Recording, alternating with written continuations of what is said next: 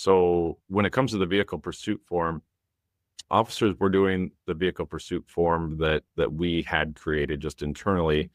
And then because there's a lot of requirements for vehicle pursuits statutorily, and the Minnesota Post Board regulates all police activity in the state when it comes to policies and procedures and requirements. So with the vehicle pursuit form, the officers were creating an internal form. The sergeant was then doing a supervisory review, which is required for pursuits in Minnesota. And then our lead record specialist was then compiling that data and doing the report at the end of each month so we have 30 days to report to the state all of our vehicle pursuits. And so that was 3 separate forms, 3 separate processes, 3 separate divisions.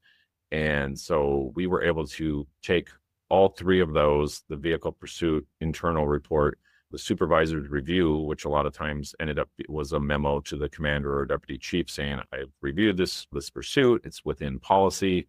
I don't have any training recommendations, because we do have our own EVOC instructors and our own vehicles that we use. So we have a pretty large training department, and many departments will use outside instructors. So we take a lot of pride in our vehicle pursuit policies and our mission to keep our community safe and while being respectful. So a lot of departments have stopped pursuing. And so I think the utilization of benchmark analytics, again, provides us that supporting data of we definitely cancel a lot more pursuits than we used to 10 years ago. But again, we have that instant data saying we had 65 vehicle pursuits last year. We actually canceled 40 of them. The 25 that we continued, we arrested the suspect.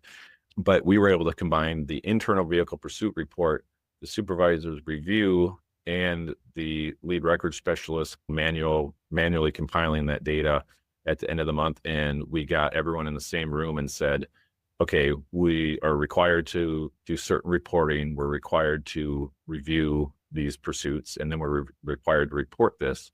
So how can we combine all these into one? So we put everyone in the same room and came up with our vehicle pursuit report.